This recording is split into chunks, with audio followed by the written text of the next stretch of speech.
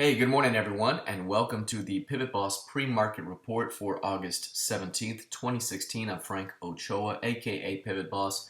Here's a look at the daily time frame of the ES. Right now we continue to hold at highs. Again, not a whole lot to do at the moment on a swing basis. But in terms of analysis here, one thing that stands out is obviously how prices continue to push higher. And after every one-day pullback, we've seen a continuation higher, or one-day pullback, continuation higher. We really haven't seen 2 days strung together on a pullback. This was one of the few times that we've seen that to begin August. Otherwise, every pullback has been a buying opportunity. One level to watch is going to be the 2180 half, the midpoint of the previous session here. Bears are attempting to keep that level offered, but again, in an uptrending market here, after you see a pullback, the stops are going to be run above 2180s, and that could lead to another round of strength toward 2190 and 2200. So again, throughout the day, keep an eye on 2180, 2181, because any push above that zone could spark the next short squeeze ahead. Any failure to hold above 2172s opens up a return back toward 58 half, but right now, again, pullbacks are to be bought in the current market environment. Now, if we take a look at the intraday time frame, here it is.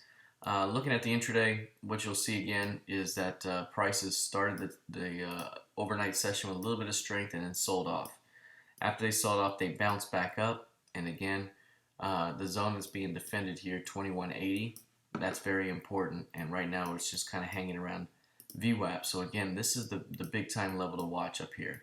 Bears are going to attempt to keep this area offered, but at some point, any squeeze above that zone could lead to a very solid push to the upside to new highs as this thing is pulled back over the last day.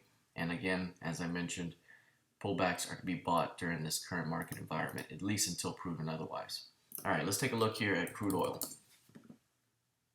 Here's crude oil. Let's bring up a daily time frame. This one has been aggressively bullish ever since bears were unable to take that lower high and run with it. Bulls came in, defended, and rejected those new lows, and there's been a massive squeeze ahead. That's been very, very bullish. The other thing we've seen is that price came right back to value. We had 45.60 and 45.88 as big time levels to watch. That's 1 year and 2 year VPOC. Price came right back to it and is attempting to hold above that zone. What I mentioned before was once price gets to that value area, we could see it chop around that area.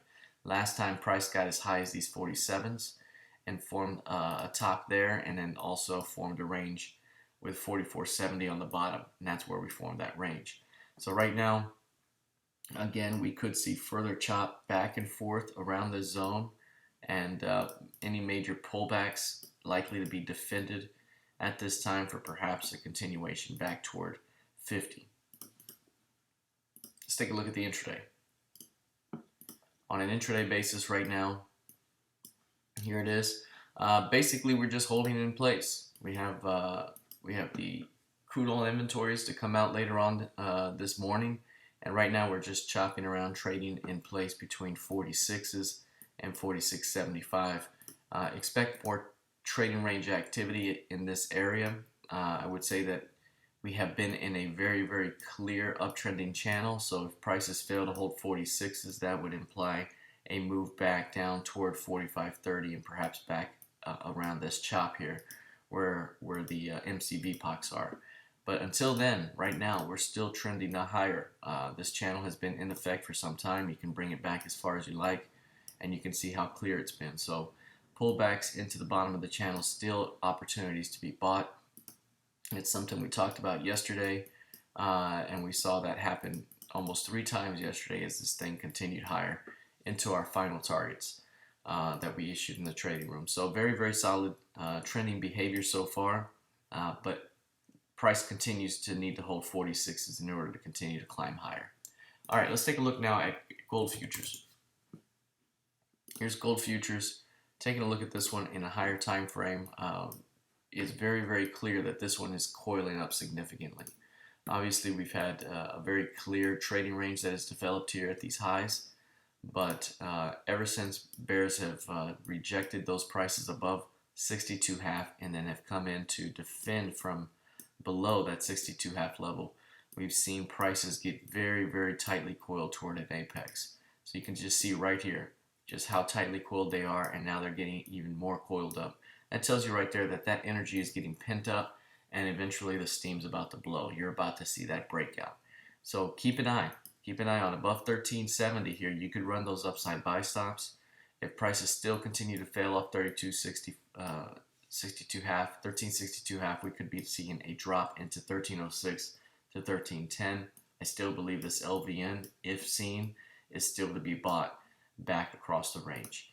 So a couple of ideas to watch for there in gold. Lastly, looking at the NQ, this one has been aggressively bullish as well. One-day pullbacks have been what we've seen here. So here's the Brexit impulse range ever since Brexit. One-day pullback, one-day pullback. These are one-day pullbacks here as price has been bought each and every time afterward. Yesterday we saw a one-day pullback. Are we going to see another continuation higher? That's very, very likely to be the case, especially as long as price continues to hold above 47.65, which is an LVN. Any push into that zone could clearly lead to another round of strength. But again, we're heading into the tail end of the summer trading here. Everything's been very, very quiet. It's been held up. I think the market will be waiting on the FOMC minutes to be released later on this afternoon. But again, 47.60 is a big time level. As long as price is holding above that short-term key level, the expectations for further strength to the upside. All right. Lastly, let's take a look at the intraday time frame for a moment. Here we are. This intraday time frame shows how prices sold on from 48.35 in the previous couple of sessions, have pulled back as low as 47.90. We have a bit of an impulse range that is formed on these lows. So here's the impulse range for the overnight trade. That could be something to watch here above 48.10. Likely squeezes back toward 48.35. Remember, 47.65 down here is the big level. So we could see a little bit more weakness into that zone. But if we come into this area, expect bulls to pick it up and rally with it off that zone.